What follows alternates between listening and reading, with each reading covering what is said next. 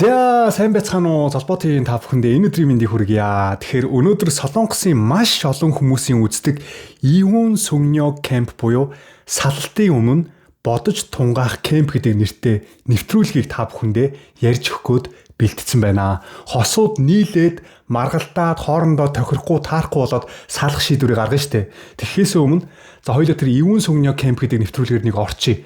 Тэгээд хоёулаа тэр нэвтрүүлгээр ороод бүр болохгүй бол хоёулаа салъя гэсэн шийдвэрийг гаргадаг байхгүй юу. Тэгээд энэ нэвтрүүлэгт маш олон гэр бүл болсон хосууд орж исэн. Хамгийн их хандлт авсан, маш их хүн шүүмжилсэн гэр бүлийн талаар өнөөдөр та бүхэндээ ярьж өгөх гэж байна. Та бүхэн идэж уух юмаа бэлдээ сайхан 5 тухтаа сууж агаад энэ бичлэгийг үзээрэй. Яагаад энэ бичлэг дээр гарч байгаа хосыг солонгосчууд хамгийн ихээр үзэж, хамгийн ихээр хандлт авсан бол та бүхэн үзээд шууд ойлгох болно. Тэгээ нэг зүйлийг анхааруулад хэлчихье. Хит уура барьж чаддгүй хүмүүсээ бол хажуудаа нэг юм цохиод авах юм тавьчаарай за. Тэгээ энэ бичлэгийг үзэж байгаад уурч өрөх юм бол хажуудаа байгаа тэр юмыг цохиод аваарай заяа. Тэр хэмжээгээр та үзэж байхдаа бухимдах болно. Залбоо нь энэ бичлэгийг орчуулад бичиж байхдаа салахын өмнө бодож тунгаах кемп хамгийн их хандлт авсан хосуудын бичлэгийг бүгдээрээ хамт үзцгээе.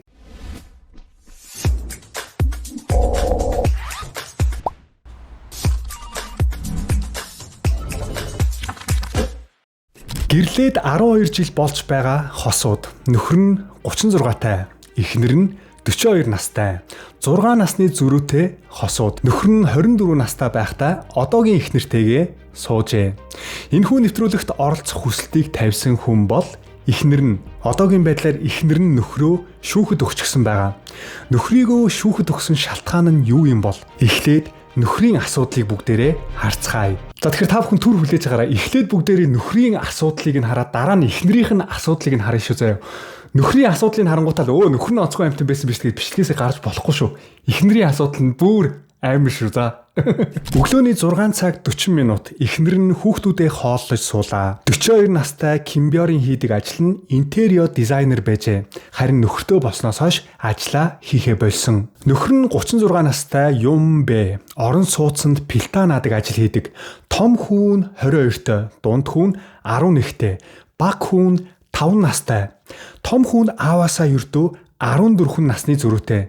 Шалтгаан нь эхнэрийнх нь дагвар хүүхэд байжээ. Эхнэр нь 20 настайтай хүнтэй сууж 21-тэй хүүхдээ төрүүлээд тун удалгүй нөхрөөсөө салжээ. За хосууд тэгвэл хаана танилцсан бэ гэхлээр анх бааранд танилцжээ.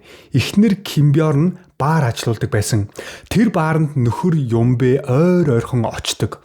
Эхнэр нь хэлэхдээ нөхрийнх нь царай өөрт нь огт таалагддаггүй байсан гин. Хүмүүс нөхрийг мань царайлаг гэж хэлдэгч би нэг ч удаа нөхрийгөө царайлаг гэж бодож байгаагүй. Харин ч царай муутай гэж ярьж байлаа. Тэгвэл эхнэрт нь өөрт нь таалагдаагүй юм бол яах гэж Юмбэ залуутай уулзсан юм болоо гэж асуутал үгэнд сайн орно гэж бодсон гин. Гэтэл нөхрийнх нь яриа арай өөр байлаа. Хаяа бааранд нь яваад очих үед өөрийг нь их өддөг. Нэг өдөр шууд өөрийг нь үнсээд авчээ. Тэр өдрөөс уулздаг болоод тун удалгүй Кимбёл бүсгүй ингэж хэлжээ. Би хүнтэй үерхмээргүй байна. Би шууд суух хүнээ хайж байгаа гэж хэлжээ. Нэвтрүүлэгч гайхаад асуусан. Та хоёрын яриа зөрөөд байхын эхлээд Кимбёл тань таалагдсан юм шүү. Царай муута таалагдаагүй залууга яагаад үнсэж аваад сууя гэж хэлсэн юм бэ? Энэ манай бааранд ирж үнэтэй арх захиалж уудаг үйлчлүүлэгч маань байсан юм аа. Манай орлогыг хамгийн ихээр өсгөж өгдөг байсан болохоор би энэ залуу зүгээр л нэг маанаг залуу байна гэж бодсон. Нэвтрүүлэгч нөхрөөс нь асуулаа. Танд эхнэр чинь тийм их таалагдсан юм уу? Анхандаа тэгж их таалагдаагүй. Харин харах болгонд яагаад ч юм их хүчрхэг төрхөн надад таалагдаж эхэлсэн. Согтуу сонин ааштай үйлчлүүлэгчдийг загнаж хөөж гаргаж байгааг нь хараад өөрөө ирэхгүй татагдсан. Вау, ямар мундаг эмэгтэй вэ гэдэл. Гэхдээ суугаад нэг гэрт орсон чинь сансныг бодвол илүү хүчрхэг байсан. Тэр хүчрхэг үйлдэлүүд нь над дээр ирнэ гэж би бодоогүй байсан. За эхнэр Кимбёлд нөхрийнх нь царай таалагдахгүй байсан учраас хүчээр хамрын гоо сайхны хагалгаанд оруулжээ. Чи хагалгаанд орохгүй бол би чамтай суухгүй гэж сүрдүүлсэн гин. Хосууд уулзаад 15 хоноод нэг гэрт орж хамт амьдарч 59 хоноод гэрлэлтэд батлуулсан. Ердөө 2 сарын дотор бүх юм болж өнгөрсөн. Харин одоо эхнэр нь нөхрөөсөө салах гээд нөхрийгөө шүүхэд өгчихсөн байгаа. 12 жил хамт амьдраад салах өргөдөл өгсөн шалтгаан нь юу байсан юм болоо? Тэр шалтгаан нь нөхөр нь араар нь тавьсан байжээ. Онлайн чатаар танилцсан эмэгтэйтэйгээ нууцаар уулзсныг нь утаснаас нь олж илрүүлсэн гин. Нөхрийнхөө утсыг нууцаар шалгаад үзсэн бие биедээ усанд орж байгаа зураг хүртэл өгөлцөж авалдсан байжээ. Чатаар танилцсан эмэгтэй нь бас нөхөртөө энэ хоёр нууцаар 3 удаа уулзсан гин. Нөхөр нь араар нь тавьсан шалтгаанаа тайлбарлахдаа би их нэртэй хайргүй болсон гэхээс илүү миний үгийг сонсох хүн надад хэрэгтэй байсан. Би ийм асуудалтай байна, надад хэцүү байна гэж хэлэх үед тэр эмэгтэй бүгдийг маш сайн сонсч өгдөг байсан. Тийм үү? Яана пөөх тэгсэн юм уу? Чамд ямар хэцүү байсан болоо гэд намайг ойлгоод миний яриаг сонсдог нь надад үнэхээр их таалагддаг байсан. Тэгээд би тэр эмэгтэйтэй 3 удаа уулзсан. Чатаар танилцсан эмэгтэйтэйгээ мессеж бичихдээ эхнэрийгээ муусан байсныг нь ч эхнэр нь харж орхисон. Нөхөр нь анх баригдаад эхнэр нь нөхрийгөө буудлын руу дагуулж орж байгаад загнаж эхэлсэн гин. Яагаад вэ гэвэл хүүхдүүдийнхээ хажууд загнахыг хүсээгүй байжээ. Нөхөр нь уучлалт гуйж уураа гартлаа намайг зод гэж хэлжээ. Эхнэр нь нөхрөө учир зүггүй балбаж эхэлсэн. Сүүлдээ бүр сандал авч байгаад нөхрөө цохиж эхэлсэн гин. Нөхрийгөө нэг сайхан нүдэж аваад хүүхдүүдээ бодоод уучлахаар шийджээ. Гэтэл 7 хоногийн дараа нөхөр нь хоёулаа ер нь болий, дуусгая, салъя гэж хэлсэн гин. Эхнэрийнх нь маш их уурн хурж шарандаа нөхрийгөө шүүхэд өгчээ. 2023 оны 2 сард нөхөртэй нь уулзсан эмэгтэйгч шүүхэд өгч 2023 оны 9 сард нөхрөөсөө салах өргөдөл шүүхэд өгч хуулийн дагуу албан ёсоор салаагүй хоёр тишээ болсон. За 9 сард эхнэр нь гэрээсээ гарч явснаас хойш нөхөр нь ажил гэр хүүхэд гээд завгүй байсан учраас хүүхэд асрагч хөлсөлж авчээ. Цагийн ажил хайдаг аппликейшн дээр зар тавиад өөрөөсөө 3 дүү хүүхэд асрагч эмэгтэйг хөлсөлж авсан. Нөхөр нь бас хүүхэд асрагчтайгаа дотн харилцаанд орсон. Хүүхэд асрагч нь ч бас нэг хүүхэдтэй сингл мам байжээ. Хүүхэд асрагч зарим үед охиноо гэрт нь авчираад хүүтэй нь тоглоулдаг байсан гин. Энэ үед салсан эхнэр Кимбёл гэрт нь байдаггүй байсан. Хүүхэд асрагч нь эхлээд захирлаа гэж дууддаг байж байгаад сүүлдээ упа гэж дууддаг болжээ. Хаяа оройтоод гэртээ ирээд буудан дээрээ сууж байхад хажууд нь ирээд наалтаад суучдаг болсон гин. Энэ бүгдийг харсан том хүүн ээж рүүгээ залгаад ээж энэ хоёр чинь үерхэд байгаа юм шиг байна гэж хэлсэн гин. Нөхөр нь хүүхэд асрагчтай архиугаад 3 удаа л унтсан гэж ярьж байлаа. Эхнэр нь 2023 оны 11 сард хүүхэд асрагчийг бас шүүхэд өгсөн. Хүүхэд асрагч шарандаа бүх хүнийг эхнэрт нь хэлтэл эхнэр нь эргүүлээд хүүхэд асрагчийг шүүхэд өгч орхисон. За нөхөр нь эхнэрээсээ уучлалт гуйж 2024 оны 4 сард дахин нийлж нэг гэрт орж амьдрцгаасан. Хамт амьдарч эхлээд нөхөр нь эхнэрээ маш их харддаг болжээ. Савл хийвэл утсыг нь үзээд ирчүүдтэй огт холбоо бариулдаггүй байсан гин. Үүнээс болоод 2024 оны 12 сард эхнэр нь нөхрөө сэтгэл зүгээр хүчрхийлсэнгээд цагдаа дуудаж өгөөд өөрөө түр асрамжийн газар руу явсан. Эхнэрийгээ түр асрамжийн газар руу явсан хойгуур нөхөр нь ганц би ээж аав гих танилцдаг аппликейшн татаж аваад олон эмэгтэйчүүд рүү мессеж бичсэн байжээ. Гэхдээ унтсан эмэгтэй нэг ч байгаагүй. Тэгээд ч салах гэж байсан үе болохоор эмэгтэйчүүдтэй чааталсан гэж өөрийгөө өмөрч суулаа. За үүгээр зогсохгүй нөхөр нь бас маш их өр ширтэй юм байна. Хосууд 2 байр худалдаж аваад бизнес хийх гэж банкнаас зээл аваад нийт 1 тэрбум 200 сая воны өртөө юм байна. Харин энэ бүх өрөө нөхөр нь өөрөө дарна гэж амлаж суулаа. Харамсалтай нь эхнэр нь нөхрийнхөө амлалтад нэгэнт итгэхээ болжээ. Нөхөр нь эхнэртэйгээ гэрлэлтэд батлуулсан цагаас хойш байнга архиудаг болжээ. Өдөрт 2 шил сүүжүү зоолттой уудаг. Эхнэрийгээ 6 сартай жирэмсэн байхад нь архиугаад амиа хорлно гэж сүрдүүлж айлгаж байсан гин. Эхнэр нь нөхөртөөгөө хоол идэж байгаад чин сэтгэлээсээ уучлалт гуйхыг хүссэн. Нөхөр нь харин би чамаас байнга л уучлалт гуйдаг шүү дээ гэж хэллээ. Эхнэр нь үгүй чи надаас чин сэтгэлээсээ уучлалт гуйдаггүй.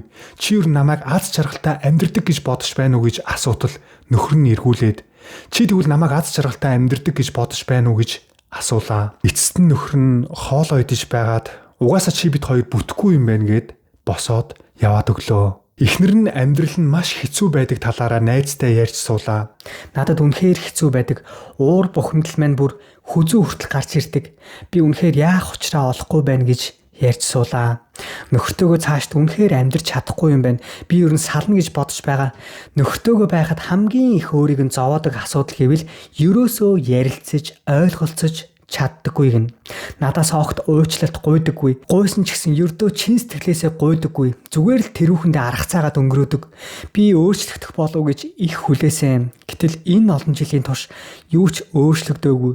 Өдөр болгон хэвэн надад үнэхээр хэцүү байна гэж найзтай тайлбарлаж суулаа. За окей, бүгдээрээ яг энэ хүртэл үзээд нөхрийнх нь асуудлыг харлаа те. Нөхөр нь бол ер нь их муу залуу байгааз. Тэгэд эхнэрийнх нь үгээс сонсоход бол ерөөсөө эхнэртэйгээ ярилцдаггүй, ойлголцдаггүй бүр тийм те. Нэг хэцүү хүмүүс байдаг шүү дээ. Тийм хүн шиг нөхөр нь харагдаж байгааз. Тэгвэл одоо бүгдээрээ эхнэрийнх нь асуудал руу орцгоё. Нөхөр нь яагаад эхнэрийнхээ араар тавьдаг болсон юм бол? Нөхөр нь яагаад эхнэртэйгээ огт ярилцгаа байсан юм бол? Тэр асуудлыг бүгдээрээ орж харцгаая. Өглөөний 6 цагт нөхөр нь босоод ажилдаа явдаг. Нөхөр нь барилгын дотор заслын ажил хийдэг. Сардаа ердөө 2 удаа л амардаг гин. Нөхөр нь ажлаа тараад гэртээ ороод ирсэн. Эхнэр нь мэдлэгчгүй уцаа оролдож суулаа. Эхнэр маань надтай огт мэдлдэггүй. Яваад ирээ юу, ядарсан уу гэж асуух нь байгээ. Ядаж нэг нааша харчаасаа гэж боддог. Орж ирэх болгонд уцаа оролдчихсон сууж байдаг. Би тэрэнд нь үнэхээр их гомддгоо. Энэ өөрөө араар тавьснаас хойш харин ч би их стресстэй болсон. Тэгээд ч орж ирээд яагаад өөрөө төрүүлээд мэдлж болдоггүй юм. Хайраа би яваад ирлээ гэвэл мэдээж би зөрүүлээд л мэдлэн штэ. Та нар харж байгаа үстэй. Өөрөө төрүүлж орж ирчээд огт мэдлдэггүй. Тэгсэн мөртлөө намайг мэдлсэнгүйгээд гомдлоод гоншгонодох юм. Өөрөө төрүүлээд яагаад мэдлж болдоггүй юм. Аяг тавг угаах, хувцаа угаах ажлыг нөхөр нь хариуцж хийдэг. Орой болохоор эхнэр нь заавал ямар нэг юм нөхрөөрөө хийлгүүлж байж санаа намардаг гин. Эхнэр нь учир зүггүй нөхрөө загнадаг. Яг л хүүхдээ загнаж байгаа ээж шиг. Манай нөхөр эхэндээ миний өдөөс юу ч ярьдаггүй, зүгээр л надад загнуулж зэмлүүлдэг байсан. Тэгсэн өөрөө ажил хийгээд мөнгө олоод эхэлсэн. Өөдөөс үе харин цор гэдэг болсон. Би бүр гайхсан гэж. Эхнэрийнх нь хувьд хамгийн хэцүү зүйл нь юу вэ гэвэл нөхрийгөө өөрийнхөө үгээрээ байлгахыг хүсдэг гэжээ. Би чамд уурлах үе зүгээр чимээгүй сонсоод сууж болдоггүй мүү? Дотроо зүгээр л энэ эмэгтэй галзуурчиж, энэ эмэгтэй уураа гаргаж байна гэж бодоод төвчээд өнгөрүүлчих болдоггүй мүү? Яагаад заавал өөдөөс тайлбар тавиад миний өөдөөс цор гэдэг юм бэ? Надад ярих ямар ч боломж байдаггүй. Хариулахаар буруу хариуллаа гин. Ярихаар өөрийгөө өмөрлөө гин. Яриаг үргэлжлүүлэх тусам илүү их маргаан болдог болохоор сүүлдээ ярихаас болсон. Надад их нэртэйгээ сууж ярих хамгийн хэцүү байдаг. Байнга намайг буруутгадаг учраас ярилцаж эхлээд яагаад ч юм төгсгөлд нь дандаа миний буруу болчихсон байдаг. Нөхрийгөө ажилдаа явсан хаагур эхнэрийнх нь хийдэг ажил бол нүрээ будаад хувцаа сольж өмсөөд Instagram-да оруулах бичлэг хийдэг юм байна. Янз бүрийн сэдвээр ярьж бичлэг оруулах нь түүний хоббиг нь. Хүүхдүүдтэйгээ дурсамж үлдээхийн тулд бичлэг хийж оруулдаг гэж тайлбарллаа. Тийм ч учраас эхнэр нь өдөржингөө утаснаас салдаггүй. Хүүхэд нь хажууд нь юм ярьж байхад ч утсаа оролдоно, өдөр болгон бичлэг зураг постлдог. Эхнэр нь тэгвэл юу ингэж их постлдог юм болоо? Дийлэнх пост нь намайг муулж бичсэн байдгаа. Би заримдаа 2 хоног ажиллаар яваад өгдөг л дөө. Тэгээд оруулсан постуудыг нь харахаар ганцаараа 3 хүүхэд тэжээгээд үнэхээр их зовж байгаа хүн айтаал постууд оруулчихсан байдаг. За тэгэхээр эхнэр нь өөрийн Instagram-да нөхрийгөө байнга муулж пост оруулдаг гинэ. Тэгээ нэг постыг нь би та бүхэндээ орчуулад уншиж өгье заяа. Нөхрийгөө юу гэж муулсан байна? Нөхөр аяг тавга дутуу угаагаад орхидог. Зөвхөн аягаал угаачаад үсэрсэн тос, хог үлдсэн угаалтураа огт арчдаггүй. Ингэж хулигдах юм бол угаахгүй байсан дээр биш гэж үү? Тэгээд хамт хоол идэж байгаад өөрөө дуусчаад өөрийнхөө тавгийг аваад босоод яваад өгнө. Би идэж байхад хүлээж болохгүй юу гэхээр чи хизээ идэж дуусхийг би мэдэхгүй шүү дээ гэж хариулдаг. Яа нэр арайчтай. Ямар ч халамж байхгүй. Ганц аяг угаачхаад өөрийгөө нэх их юм хийсэн айтаа байдаг. Би гэрээ цэвэрлэж пичээ арчаад угаалтурыг цэвэрлсэн ч тэрэнд огт талархдаггүй. Зөвхөн өөрийнхөө хийснийг л хийсэн гэж боддог. Дэндүү хувиа хичээсэн сэтгэл нь үнэхээр зэвүү хүрмээр угаалтаараа сайн арчаач гэж шаардлага тавихаар дахиад тамхи татлаа гэд гараад явчихдаг. Өөрт нь ямар том асуудал байгааг хизээч ойлгохгүй байх таа гэж пост оруулсан байгаа. За өөр нэг постыг уншиж өгье. Үнэхээр хинч биш чамтаа амьдрч өгч байгаа шалтгаан нь алаад хайчмаар новшч гэсэн хүүхдийн минь эцэг болохоор хүүхдүүдээ бодоод энэ бүгдийг би төвчж байна гэж пост оруулсан байгаа. Хүмүүс тэр постуудыг нь уншаад бүгд намайг муулдаг. Нэг удаа би тэр постн доор нь сэтгэл бичиж үлдээсэн юм аа. Дэндүү гомдолтой байсан учраас өөрийгөө өмөрөөд сэтгэл үлдээсэн чинь намайг шууд блоклчихсан. Чи миний сошиал найзуудтай хамаагүй битгий харьцаад бай гэж хэлсэн. Тэгснээ намайг блоклсноо постлоод нөхрөө блоклчихлоо гэд бахархалтайгаар бичсэн байгаа. Энэ SNS-ээ болиосоо гэж би үнэхээр их хүсдэг. Өөрөө тэрэндээ бүр дэндүү орчихсон.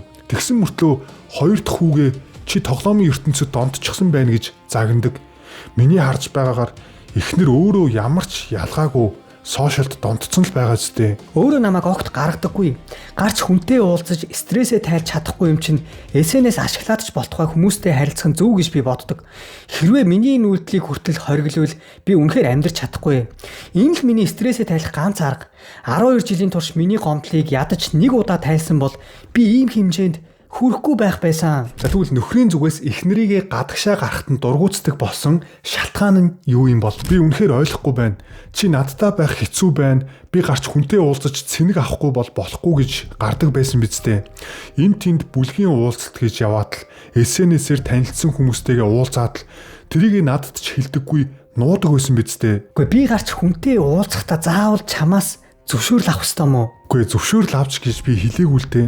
Чи худлаа ярьж гараад байдаг чинь л асуудал үүсгээд байгаамаа. Таньдаг хүнтэйгээ уулзна гэж гарчхаад хаа байсан сөүлд амьдэрдэг чатаар танилцсан хүнтэйгээ уулзаад явж исэн биз дээ. Үгүй би тэгээд ч болтугай стрессээ тайлсан болохоор би өдий хүртэл чамтай төвчж амьдрсан юм биш үү? Мэдээж би чиний өмнө буруу үйлдэл хийснээ хүлээн зөвшөөрдгөө. Гэхдээ чи ч гэсэн буруу үйлдэл хийгээ биз дээ. Чиний уулздаг хүмүүс бүгд чатаар танилцсан эрэгтэй хүмүүс байсан шүү дээ. Нэг удаа бүр нэг залуу гэрийн гадаа хоол аваад ирсэн байсан биз дээ. KTX суугаад цөөлөөс ирсэн залуу байсан. Тэрнтэй гарч хоол идээд архиусан чинь үнэн биз дээ. Хүүе би тэр хүнтэй юу ч болоогүй. Хувцаач шүргэлцээгүй бит хоёр. Тэгсэн намайг хардаад би бүр үнэхээр ойлгодоггүй. Миний сошиал хаягн доор сэтгэл үлдээж байгаа хүмүүс, чат бичиж байгаа хүмүүс зүгээр л миний фэнүүд болохоос ямар нэг гүнзгий харилцаа бол огт байдаггүй. Надад бэлэг өгдөг хүмүүс ч байгаа. Тэр нь надад гоё байдаг, надад таалагддаг. Би яагаад өөрийнхөө хүссэн зүйлийг хийж болохгүй гэж. Эхнэрийнх нь бичлэг, зураг, постн дор дийлэнхтэй ирчүүд сэтгэлдээ үлдээсэн байдаг. Хөөхөн шүү, таны фэн шүү. Би 20 настай, гэхдээ танаас өөр эмэгтэй нүдэнд харагдахаа боллоо гэх мэт. Эхнэр нь SNS сошиал ашигладаг бас нэг шалтгаанаа нөхөр нь архиуж стрессээ тайлдаг бол би SNS хийж стрессээ тайлдаг. Нөхөр маань намайг ойлгохгүй байхад би яагаад нөхрөө ойлгох ёстой гэж уурлаж суулаа. Өөрийнх нь хийж байгаа үйлдэл ямар ч буруугүй гэсэн байр суурин дээр бат зогслоо. Би эхнэрийгээ нэвтрүүлэгт оролцоод өөрийгөө өмөрч нэвтрүүлэгчд рүү уурлаж байгааг хараад эн чинь зөвхөн надад ингэж уурладаггүй юм байна. Хүн болгон руу дайрдаг юм байна гэдгийг олж харсан. Хосууд маш их хэрүүл маргаантай байсан учраас учраа олох гэж үүдсэн. Би биенээсээ хүсэж байгаа зүйлээ цаасан дээр бичээд тэрийгэ хэрэгжүүлэе гэж тохирчээ. Нөхөр нь эхнэрээсээ SNS сошиал дахиж хийхгүй байхыг хүссэн. Харин эхнэр нь нөхрөө архиухгүй байхыг хүсжээ. Би биендээ амлалт өгөөд удаагүй. Маргааш нь эхнэр нь өөрийнхөө SNS дээр энэ гүлэг намайг инстагаа одоо боль гэж байна гэд пост оруулсан байжээ. Чамааг тэгж бичих үед би үнэхээр гомдсон. Тэгвэл чи өөрийнхөө SNS дээр энэ гүлэг намайг архиа боль гинэ гэд адилхан бичээчтэй тэгэл болоо юм шүү. Чи юу ч хэлсэн би SNS-ээ хийн. Тэр бол миний сонголт. Эхнэр нь нөхөртөө болцол тавьжээ. Би чамд ажилт чинь хэрэгтэй багж авч өгье. Оронд нь чи надаас юу ч битгий асуу гэжээ. Нөхөр нь ойлголоо гэж хариулсан. Амлалт өгсөн байгаа. Гэтэл нэг шөнө эхнэр нь гарах гээд хувцаа өмссөн. Нөхөр нь хаашаа явах гэж байгаа юм бэ гэж асуутал амлалтаа биелүүлсэнгүүгээд эхнэр нь нөхрийгөө харааж эхэлсэн гин. Би шөнө орой эхнэрийгээ гарах үед асуудгаа. Чи хаашаа явах гэж байгаа юм бэ гэд. Тэгэхээр би насанд хүрсэн хүн байж чамд хаашаа явахаа нэг нэгэнгүү хэлж байх үүрэгтэй юм уу гэд уурлаад эхэлдэг. Гэхдээ эхнэр нөхөр хүмүүс хаашаа явахаа бие биедээ хэлэх нь зүв бидтэй гэхээр шууд буруу, тэх албагүй гэж хариулдаг. Би нөхрийгөө ийш тийшээ гарч явахад нэг ч юм асуудаггүй. Надаас асуухаар бүр үнэхээр ядаргаатай санагддаг. Миний хувийн амьдрал руу дайрч сүйтгэж байгаа хүчрхийлэл гэж би боддог. Хичнээн эхнэр нөхөр ч гэсэн бие биенийхээ хувийн орон зайг хүндэтгэх нь зөв бидтэй. Хаашаа явах гэж байгаа гэж асуухад нэхэндээ би хариулдаг байсан. Гэхдээ яагаад энэ үгэнд бүр үнэхээр дургүй болсон бэ гэвэл хариулсны дараа хизээ ирэх юм бэ гэж заавал асуудаг. Бүр үнэхээр уур үрмээр. Чи тэгж их хүнээс юм асууж зөвшөөрөл өгч авалцах дуртай юм бол анх араар тавихтаа надаас асуугаад зөвшөөрөл аваад араар тавихгүй яасан. Чи намайг бодсон юм уу? Хүүхэд төрөө дөнгөж 17 сартаа байсан биз дээ. Гэхдээ чамайг хаяада гарч яваад намайг хүлээн зөвшөөрөхгүй болохоор өөрийн мэдлгүй тийм үйл гаргасан юм аа. За. Тэгвэл би ч гэсэн өөрийн мэдлгүй эрэгтэй хүнтэй унтчих уу? Чи өөр хүнтэй унтаа эцтэй. Үгүй би өөр юм ярьж байна. Би өөрийн мэдлгүй унтчих уу гэж чамаас асууж байна. Өөрийн мэдлгүй гэж үү? Тэр бас арай өөр байх л та. За нөхөр нь ч гэсэн өөр нэгэн эрэгтэйг шүүхэд өгсөн байгаа юм байна. Эхнэр нь 2023 оны 9 сард нөхрийгөө шүүхэд өгөөд түр 2 тишээ болсон байсан. Нөхөр нь эхнэрийнхээ амьдарч байгаа газар ачааг нь аваачаад өгтөл эхнэр нь айл хэдийн өөр залуутай амьдарч байжээ. Нөхрийгөө шүүхэд өгчхөөд өөрөө бас нөхрийнхөө араар тавьсан байгаа. Эхнэр нь 2023 оны 9 сард нөхрөөсөө тусдаа гараад 2 ч сар болоогүй өөр залуутай нийлж хамт амьдарчээ. 2023 оны 2 сард хамгийн анх нөхөр нь чатаар танилцсан эмэгтэйтэй уулзаж эхнэрийнхээ араар тавьсан. Үүнээс хойш 2023 оны 9 сард 2 тишээ болохоор шийдэж тусдаа гарсан. Тусдаа гараад 2 сар болоод эхнэр нь өөр залуутай амьдарч эхэлсэн. Харин нөхөр нь тэр үед хүүхэд асрагчтай 3 удаа унтсан байгаа. 2024 оны 4 сард буцаж нийлцгээсэн. Тэгээд нөхөр нь хамт амьдарч байсан залууг нь шүүхэд өгсөн байгаа. За тэгэхээр зарим нэг хүмүүсийнх нь бүр толгоо нэрхсэн сууж байгаа хэрэг чи юу болоод наа юу их араар тавилтлаад хэдэн сарын хэдэнд юу болсныг ойлгохгүй байх. Би та бүхэндээ маш амархан тайлбарлаад өгье. Хамгийн анх 2023 оны 2 сард нөхөр нь эхлээд нэг чаталт өгсөн эмэгтэйтэй араар тавьсан гэсэн шүү дээ. За тэгээд энэ асуудлаас болоод энэ хоёр маргаантай байжгаад 2023 оны 9 сард би бинийгээ шүүхэд өгөөд салах өргөдөө шүүхэд өгсөн байгаа хгүй. Тэгээд эхнэр нь тусдаа гарсан. Эхнэр нь тусдаа гарангуудаа 2 сар болоогүй нэг өөр залуутай хамт амьдраад гисэн байхгүй юу. Нөхөр нь болохоор гэртээ хүүхдүүдээ хараа байжсэн шүү дээ. Тэр үедээ ганцаараа хүүхдүүдээ харж чадахгүй болохоор хүүхэд асрагч хөсөлж авсан байгаа. Тэгээд тэр үедээ эхнэр нь байхгүй байхад үеичтэй те 9 сард аль хэдийн салыгээд 2 тишээ болцсон байсан үедээ тэр хүүхэд асрагчтай 3 удаа унтсан хэрэг нь болсон байгаа байхгүй юу. За тэгэд энэ эхнэрийнх нь нөхрийгөө те чи хүүхэд асрагчдаа миний араар тавьсан гэж уурлаад байгаа шалтгаан нь юу гэж. Уг нь бол энэ эмэгтэй өөрөө ч гэсэн араар нь тавьсан байгаа шүү дээ те. Өөрөө ч гэсэн тусдаа гараад өөр эрэгтэйтэй бүр 4 сар хамт амьдэрсэн шүү дээ. Тэгсэн нөхрийгөө араар тавьсан гэж уурлаад байгаа шалтгаан нь би чамд мэдгдсэн чи болохоор мэддэггүй байжгаад сүүлд 12 сард баригдсан гэдэг шалтгаанаар нөхрийгөө чи миний араар тавьсан. Би бол гин буруугүй гэдээ өөрийгөө хөмөөрöd байгаа байхгүй юу. Тэгвэл нөхөр нь яагаад эхнэртэй хамт амьдарч байсан залууг шүүхэд өгсөн юм болоо? Би шүүхэд өгье гэж бодоогүй. Харин ч би эхнэр маань аз жаргалтай байвал болоо гэж бодоод тэр залуутай амьдардаг байсан гэрлүүн чикэн хүртэл захиалж өгч байсан. Тэгсэн 4 сар хамт амьдарч байгаад тэр залуугаасаа салахтаа бөөн асуудал үүсгэсэн юм бэлээ. Тэр залуу нь эхнэрийг маань сүрдүүлээд хүүхдүүдийн нэр усыг дурдаад бас надтай холбоо бариад байхаар нь аргагүй ирэхэнд би тэр залууг шүүхэд өгсөн юм аа. Тэр үед хоёулаа салчихсан байсан. Би чамаас салаад их ганцаардсан. Хин нэгэн түшиг тулгуур болох хүн надад хэрэгтэй байсан. Миний хувьд тэр хүнтэй уулзснаа чиний араар тавьсан гэж бодохгүй байна. Надад тэр хүн таалагдсан. Би тэр хүнтэй гэрлэн гэж бодоод уулзсан. Харин чи бол тэр хүүхэд асрагч эмэгтэйтэй зүгээр л өөрийнхөө дур хүслийг хангах гэж унтаа үсттэй. Үгүй чи болилтоо. Чи болоогүй тэр залуутай уулзаж байхдаа өөр эрэгтэйтэй уулзаж буудал орж байсан биз дээ. За тэгэхээр энэ бичлэгийг үзэж байгаа та бүхэн итгэхгүй байж магадгүй те. Энэ Солонгосын драм ч нэрээ яг өмнө бодит амьдрал дээр ийм амар хэрэг болдсон байж тээ гэж бодож байгаа. Энэ үнэхээр болсон явдал шүү. Энэ эмэгтэй бүр те би сошиал хаяг руу хүртэл орж харсан. Энэ эрэгтэй хоёр үнэхээр яг ийм амьдрал болсон гэж боддоо. За энэ эхнэр нь штэ 2023 оны 9 сард нөхрөөсөө салах шийдвэр гаргаад 2 тишээ болсон штэ. Тэгээ 2 сар болоогүй өөр эрэгтэйтэй хамт амьдраад эхэлсэн гэсэн штэ. Тэр эрэгтэйтэйгээ яаж уулзсан бэ гэхээр энэ Солонгост одоо нэг муйн болдог байхгүй юу? Одоо Тэнсан муйн, одоо янз бүрийн тийм муйн болдог. Энэ юу гэсэн үг вэ гэхээр одоо ууланд гардаг хүмүүсийн бүлэг уулзалт юм уу те?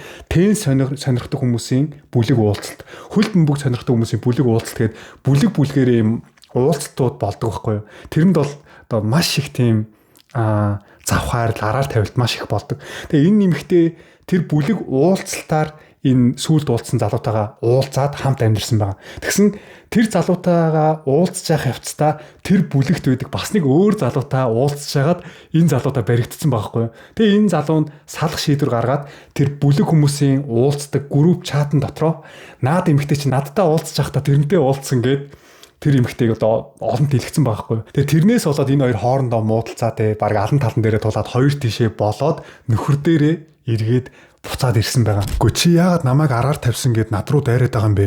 Хоёулоо 9 сард хоёр тишээ болоод чи ч гэсэн өөр эрэгтэйтэй уулзаад амьдрал явж исэн биз дээ.